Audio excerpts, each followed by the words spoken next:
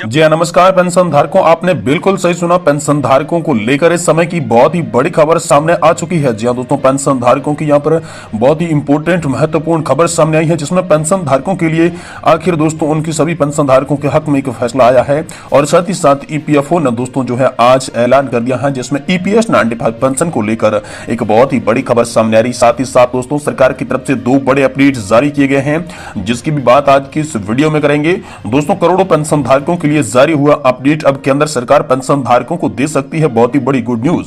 साथ ही साथ अगली बड़ी खबर की बात करें तो दोस्तों पुरानी पेंशन पर अनिश्चितकालीन हड़ताल पर जाने की तैयारी कर रहे हैं कर्मचारी। केंद्र को ओपीएस पर ऐतराज है और 17 लाख करोड़ कर्मचारी बैंक कर्ज के बटे खाते में, तो दोस्तों करोड़ों ने लोन के लिए फरार। इसको लेकर बहुत ही बड़ी यहाँ पर रैली जो है वो दोस्तों पुरानी पेंशन बहाली को लेकर अनिश्चितकालीन हड़ताल पर कर्मचारी जा रहे हैं। इसको लेकर भी आप सभी पेंशन धारकों के लिए बहुत ही बड़ी खबर है। तो सबसे पहले दोस्तों हम बात करते हैं करोड़ों पेंशन धारकों के लिए जारी हुआ बहुत ही बड़ा अपडेट। अब केंद्र सरकार पेंशन धारकों को दे सकती है बहुत ही बड़ी गुड न्यूज इसके बारे में। इसके बाद हम अलग अलग खबरों की बात करेंगे, जो कि आज की तमाम बड़ी खबरें पेंशन से रिलेटेड होगी। सभी पेंशन धारकों के लिए बहुत ही इंपॉर्टेंट खबर है, इसलिए दोस्तों आप इस वीडियो को लास्ट तक देखें। लास्ट तक देखने के साथ साथ अगर आपको ये वीडियो पसंद आया है, अपडेट पसंद आया, तो इस वीडियो को लाइक करें, चैनल को सब्सक्राइब कर लें, ताकि पेंशन से जुड़ी हर बड़ी खबर आपको सही सटीक और तथ्यों पर आधारित सबसे पहले देखने को मिल सके। तो चलिए दोस्तों बिना किसी देरी के वीडियो की शुरुआत करते हैं और बढ़ते पहले बड़े अपडेट की ओर। जी हां दोस्तों, लाखों पेंशन भोगियों के लिए बड़ी खबर सामने आ रही है। मीडिया रिपोर्ट्स के मुताबिक नए पेंशन सिस्टम में बदलाव पड़ सकता है। मीडिया रिपोर्ट्स के मुताबिक घोषणा 1 फरवरी के अंतरिम बजट में हो सकती है। जी हां दोस्तों, जानकारी के मुताबिक पेंशन व्यवस्था की समीक्षा के लिए बनी समिति केंद्र सरकार पर कोई भी बोझ न डाले बिना ही रिटायरमेंट पर कर्मचारियों को अंतिम वेतन का करीब 45 से 50% तक पेंशन देने की सिफारिश कर सकती है। इसको लेकर एक बहुत ही बड़ी खबर आई है, जिसमें दोस्तों आप सभी पेंशन धारकों को बहुत जल्द बड़ी खुशखबरी देखने को मिल सकती है। साथ ही साथ दोस्तों यहां पर पुरानी पेंशन बहाली के लिए अनिश्चितकालीन हड़ताल पर जाने की तैयारी कर रहे हैं कर्मचारी और लाखों कर्मचारियों का यह प्लान। तो दोस्तों आखिर क्या प्लान है, और अमर उजाला की खबर के अनुसार हम आपको बताएंगे कि आखिर दोस्तों आप सभी के लिए क्या बड़ी अपडेट है। तो दोस्तों अखिल भारतीय राज्य कर्मचारी महासंघ के अध्यक्ष सुमंत लांबा ने शुक्रवार को कहा कि अगर राजस्थान व छत्तीसगढ़ में भाजपा सरकारों ने पुरानी पेंशन व्यवस्था वापस की, तो दोस्तों राज्य कर्मचारियों को इसका तीखा विरोध करेंगी। महासंघ ने आरबीआई के इस बयान को छत्तीसगढ़ व राजस्थान में पुरानी पेंशन व्यवस्था खत्म करने पर पुनः एनपीएस लागू करने और केंद्र सरकार पर पुरानी पेंशन बहाली के लिए बने रहे दबाव के खिलाफ माहौल बनाने का प्रयास यहाँ पर कर रही है। दोस्तों देश में पुरानी पेंशन व्यवस्था की बहाली को लेकर सरकारी कर्मचारियों का आंदोलन तेजी पकड़ रहा है। केंद्र और राज्य सरकारों के इस कर्मचारी संगठन एक ही मंच पर एकत्रित हो रहे हैं, एक ही साथ इकट्ठे हो रहे हैं, चाहे आप केंद्र के कर्मचारी पेंशन धारक है, चाहे राज्य के कर्मचारी। लेकिन अब राज्यों और केंद्र के जो भी कर्मचारी हैं वो एक साथ इकट्ठा हो रहे हैं। विभिन्न कर्मचारी संगठनों के बीच अनिश्चितकालीन हड़ताल के लिए विचार विमर्श जारी है। इन दौर में हाल फिलहाल में अब विचार किया जा रहा है कि क्या अनिश्चितकालीन हड़ताल होनी चाहिए या फिर नहीं होनी चाहिए।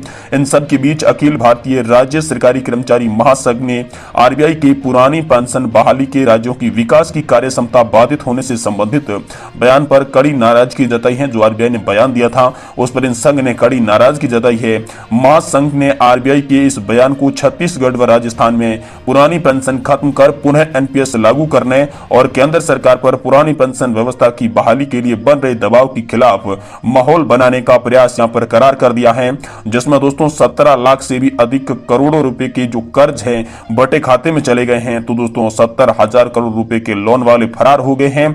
ये बात केंद्र सरकार को क्यों नहीं दिख रही है, सिर्फ पेंशन धारकों का मुद्दा क्यों नहीं दिख रहा है, इसको लेकर अखिल भारतीय राज्य कर्मचारी महासंघ ने बहुत ही बड़ा यहाँ पर बयान सरकार के खिलाफ दे दिया है। साथ ही दोस्तों अखिल भारतीय राज्य कर्मचारी महासंघ के अध्यक्ष सुमंत लांबा ने शुक्रवार को यह आप सभी के लिए बहुत ही बड़ी खबर जारी की है, जिसमें दोस्तों उन्होंने बहुत ही बड़ा आप सभी के लिए अपडेट जारी किया है।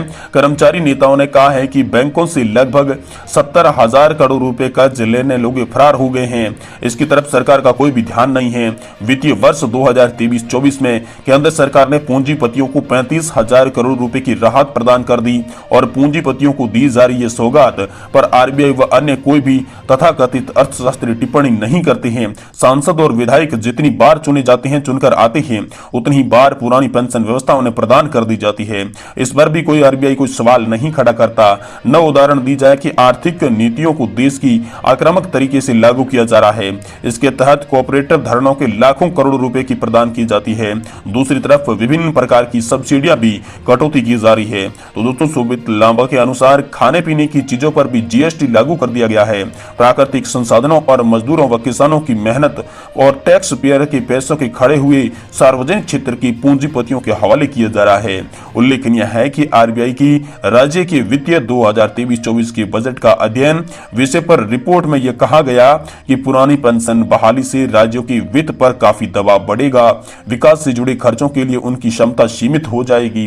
रिपोर्ट में यह भी कहा गया कि समाज व उपभोक्ता के लिहाज से अधिकतर वस्तुओं और सेवाओं पर सब्सिडी अंतरण गारंटी प्रावधान उनकी वित्तीय स्थिति गंभीर स्थिति में पहुंच जाएगी और इसको लेकर कर्मचारी संगठनों ने यहां पर बहुत ही बड़ी नाराजगी व्यक्त की है। आप सभी के लिए बड़ी खबर है कि इस कर्मचारी संगठन लगातार ओपीएस की मांग को लेकर केंद्र सरकार के साथ अटैच रह चुके हैं, लगातार पुरानी पेंशन योजना की मांग कर रहे हैं। इसके बीच आप सभी के लिए एक और बड़ी खबर सामने आ रही है। डीए बढ़कर हो सकता है 50%। आप सभी की वेतन और पेंशन में भारी बढ़ोतरी देखने को मिल सकती है। जी हां दोस्तों, बहुत ही बड़ी खबर आप सभी के डीए बढ़ोतरी को लेकर आ रही है। 2024 में संयुक्त केंद्रीय कर्मचारी और पेंशनर्स के लिए न सुखद अवसरों की प्रासंगिकता बनी रहेगी। जानकारी है कि इस साल महंगाई भत्ता और महंगाई राहत में 4% की वृद्धि हो सकती है, जिससे कर्मचारी और पेंशन धारकों के वेतन और पेंशन में बढ़ोतरी की बहुत ही ज्यादा उम्मीद बढ़ जाती है। यह अनुमान श्रम मंत्रालय द्वारा जारी किए गए AICPI इंडेक्स के आंकड़ों पर आधारित है, जो कि जुलाई अक्टूबर तक के लिए हैं। हालांकि नवंबर और दिसंबर के आंकड़े आना अभी बाकी हैं, जिसमें स्पष्ट हो जाएगा कि 2024 में कितनी बढ़ोतरी आप सभी के डीए में हो सकती है, आप सभी के डियरनेस अलाउंस में की जा सकती है।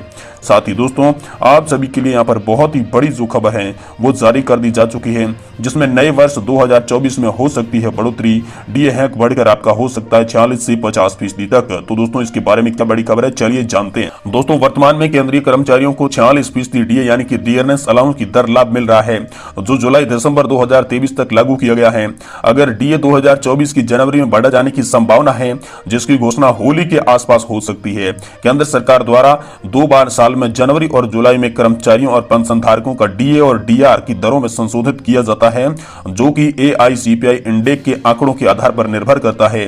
2023 में जनवरी और जुलाई महीनों का मिलाकर दोस्तों कुल 8% डीए बढ़ाया गया है।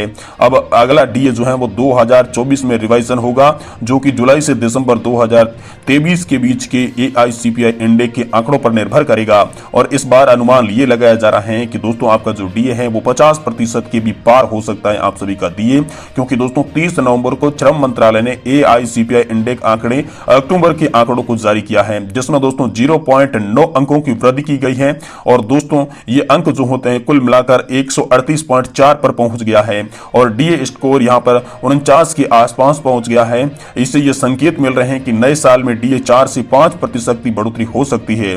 हालांकि दोस्तों नवंबर और दिसंबर के आंकड़े अभी आना स्पष्ट बाकी है, जिनसे दोस्तों ये स्पष्ट हो जाएगा कि 2024 में आप सभी का डीए कितना बढ़ेगा। अगर इस महीने के आंकड़ों में 50% के पार हो जाता है तो दोस्तों आप सभी की पेंशन फिर भी रिवाइजन की जाएगी और केंद्र सरकार ने जो 7वां वेतन आयोग लागू किया उसके साथ डीए का रिवाइजन नियमित तय हो जाएगा, जो कि बताते हैं कि दोस्तों 50% होने पर आप सभी का डीए शून्य कर दिया जाएगा और मौजूद 50% डीए को बेसिक सैलरी के अंदर बेसिक पेंशन के अंदर जोड़ के डीए की फिर से शून्य से गणना की जाएगी। हालांकि इसकी कोई भी आधिकारिक पुष्टि अभी तक नहीं की गई है, लेकिन आप सभी के लिए बड़ी खबर यह है कि आने वाले समय में आप सभी का डियरनेस अलाउंस बहुत ही तेजी से बढ़ने वाला है।